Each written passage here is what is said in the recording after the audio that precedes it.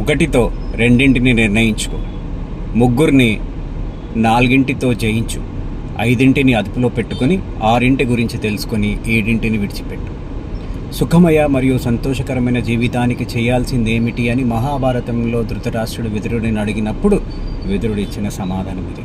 ఈ సమాధానం గురించి ఇంకొంచెం వివరంగా తెలుసుకుందాం. ఒకటితో రెండింటిని నిర్ణయించుకో అంటే దేవుడు మనకిచ్చిన బుద్ధితో మంచి ఏదో చెడేదో నిర్ణయించుకో.